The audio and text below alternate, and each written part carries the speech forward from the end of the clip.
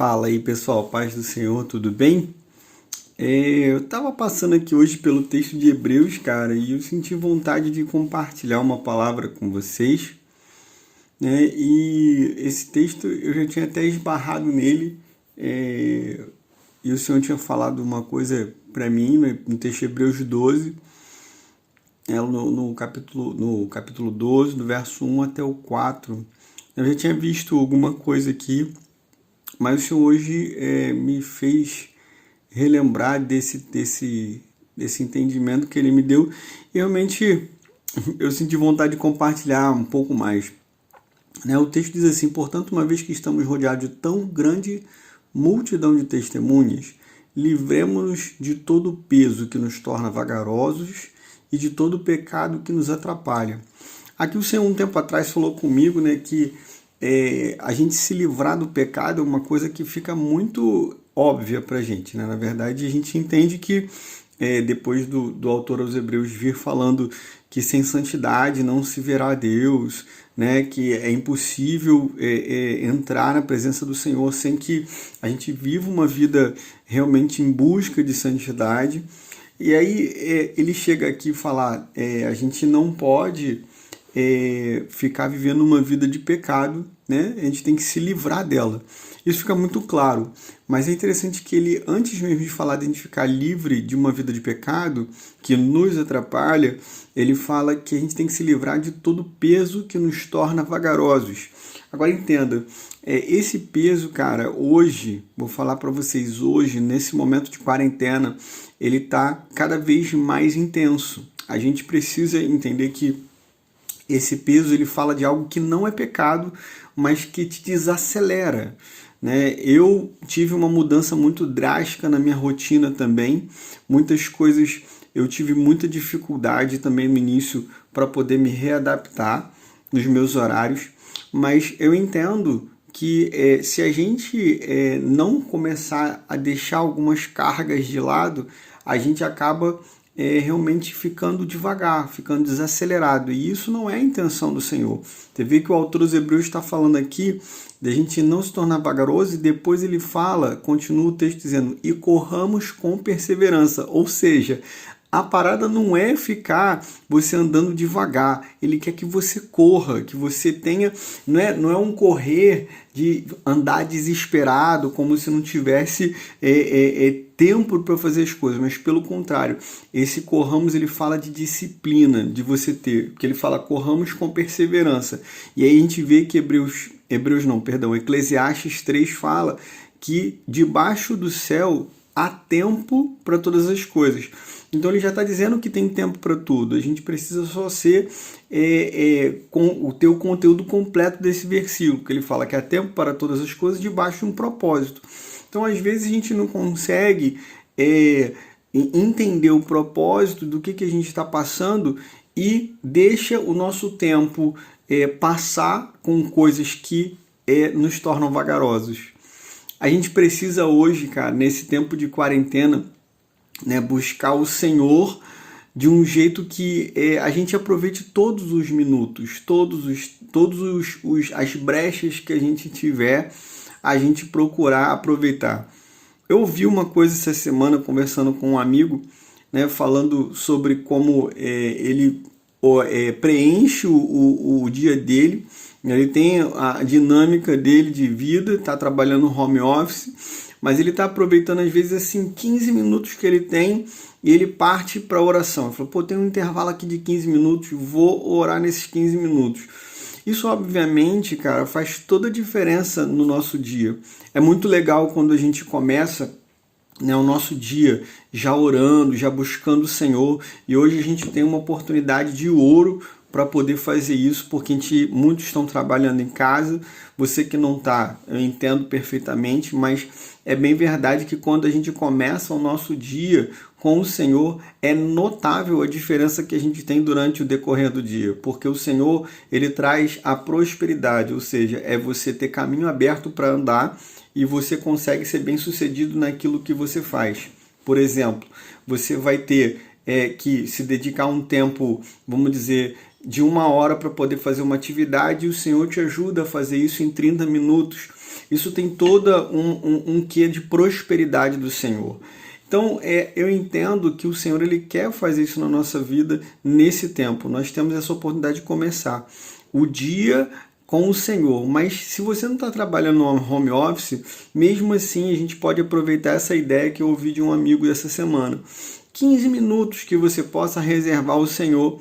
Eu sei que às vezes, como eu tive a oportunidade agora de estar lendo os 13 capítulos de Hebreus, foi uma bênção para mim agora nesse momento. Eu reservei esse momento agora à tarde para poder fazer isso, mas eu entendo que nem sempre dá a gente se dedicar às vezes 1 hora, 1 hora e meia de leitura para poder ler a palavra, mas é muito legal quando você dedica o seu tempo, e isso eu não falo de um tempo amplo e gigantesco, mas provavelmente você, com 15 minutos, você faz toda a diferença quando você se entrega de todo o coração. Eu creio que o Senhor está reservando um momento precioso para a gente, para que todos possamos voltar para esse lugar secreto, esse lugar onde a gente pode encontrar o Senhor e ter paz, né? Agora, isso tudo, né? Estou falando da parte de não ficar vagaroso, de a gente não perder tempo com isso.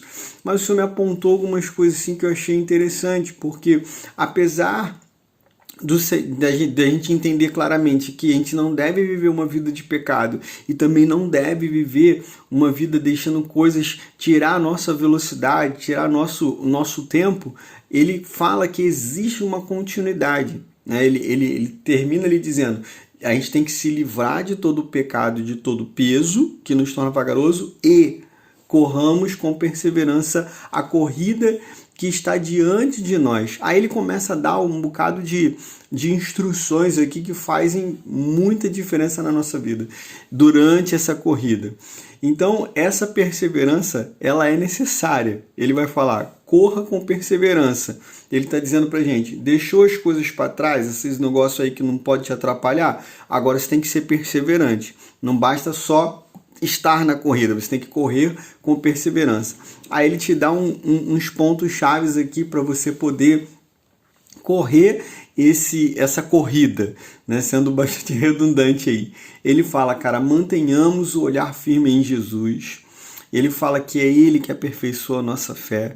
Quando você está com os olhos fixos no Senhor, né? E nesse momento você talvez pode estar enfrentando alguma dificuldade aí, onde você tem um parente talvez que esteja enfrentando a Covid ou alguma dificuldade mesmo por conta dessa situação econômica do país. Mas entenda uma coisa, o Senhor, ele continua sendo o Jeová Rafá, aquele que te sara. Ele continua sendo o Jeová Jirê, aquele que traz a provisão sobre nossas vidas. Então a gente precisa entender que nesse momento os seus olhos têm que estar fixos no Senhor. A palavra diz que a gente tem que elevar os nossos olhos. Eleva os meus olhos para o monte. Agora entenda, o salmista continua: não é o monte que é o meu socorro. Ele diz: o meu socorro vem do Senhor, o Criador dos céus e da terra. O teu socorro, ele vem do Senhor, do Criador dos céus e da terra.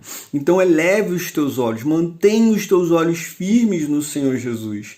Agora ele continua dizendo aqui também que por causa da alegria que ele esperava, ele suportou a cruz sem se importar com a vergonha. É interessante que Jesus, ele passou tudo o que ele passou sem ter vergonha do que estava fazendo, sem ter medo do que estava fazendo. Por quê? Porque ele tinha uma alegria que prendia o coração dele. É como se houvesse como é que eu vou dizer, uma corda amarrada no seu coração que estava ligada direto naquele momento onde ele seria sentado ao lado do Pai, com toda a honra que ele era digno de receber, a exaltação do nome sobre todo nome, a autoridade sobre a morte, a autoridade sobre o pecado. É como se o coração dele tivesse amarrado, atado àquele momento, por causa daquela alegria que ele esperava que chegasse, não somente porque, um dia eu vou me assentar no alto e sublime trono junto com o meu Pai. Não era isso, é porque ele poderia levar todos os que confiassem nele, todos que crescem nele, juntos para esse mesmo lugar. Essa alegria, essa vontade de alcançar, isso foi o que motivava Jesus a suportar qualquer coisa que ele tinha que encarar. que teve que encarar. E hoje eu e você temos que nos colocar da mesma maneira, como o Filipenses diz. A gente tem que ter o mesmo sentimento que Jesus Cristo teve, que não, mesmo sendo como Deus, não usurpou ser como Deus, mas abriu mão da sua glória e se humilhou. Se for necessário você se humilhar nesse momento, faça isso. E se humilhe diante da potente mão de Deus e Ele no tempo certo, Ele te exaltará. Porque não há quem tenha aberto mão de bens, pai, mãe, para poder cumprir aquilo que o Senhor, e abrir mão de pai e mãe não é largar mãe e pai para lá não, é realmente você poder ter que ser enviado para algum lugar onde você não pode estar próximo dos seus pais, mas não há quem tenha abrido mão dessas situações, dessas coisas da vida que o Senhor não venha recompensar nesta era e na vindoura. O Senhor, Ele quer fazer muito mais na sua vida. E aí Ele continua, dizendo que pensem em toda hostilidade que Ele suportou dos pecadores. Desse modo, não ficarão cansados nem desanimados. O Senhor diz que no mundo nós teríamos aflições. Esse texto aqui faz coro com Mateus 6,33.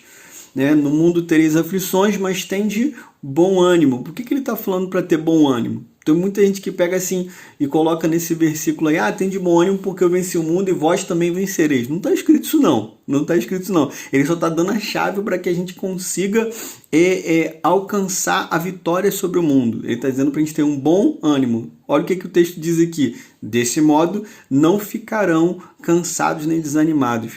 O que ele está mostrando para a gente? Ele está fazendo um páreo. Quando você estiver pensando que o negócio está difícil, que o negócio está brabo, ele fala aqui, pense em toda hostilidade que ele suportou dos pecadores. Olha para Jesus e vê o quanto ele sofreu.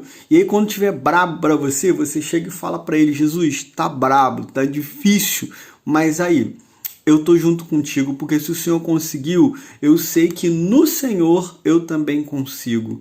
Ele venceu, Ele abriu o caminho para que nós pudéssemos viver tudo o que Ele quer para a gente nessa terra e na era vindoura. Agora, o final que é sensacional, que ele diz assim no verso 4, afinal, ainda não chegaram a arriscar a vida na luta contra o pecado.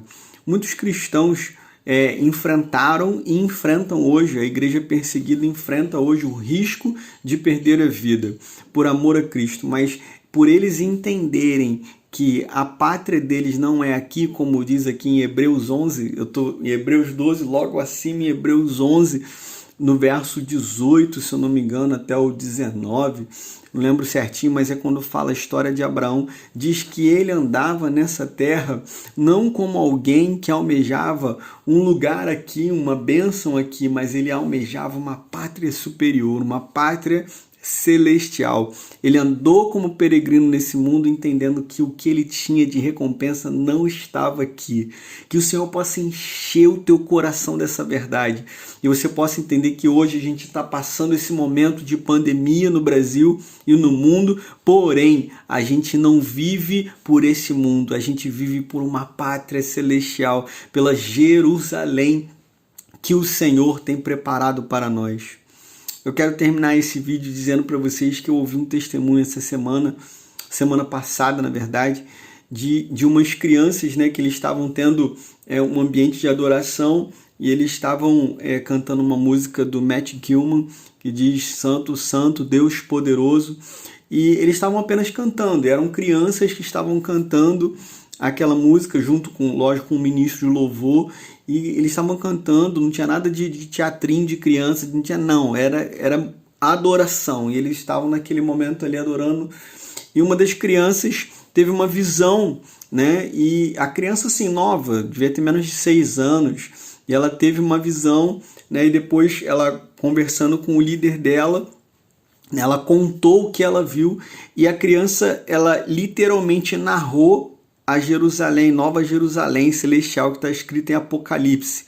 E ela foi questionada, ela e os pais dela foram questionados se eles já haviam falado sobre Apocalipse, e a criança não havia ouvido sobre Apocalipse, essa narração da Nova Jerusalém. Ela falou dos muros de cristal, lógico que na linguagem dela, as ruas de ouro, falou sobre essa Jerusalém Celestial. E sabe o que acontece?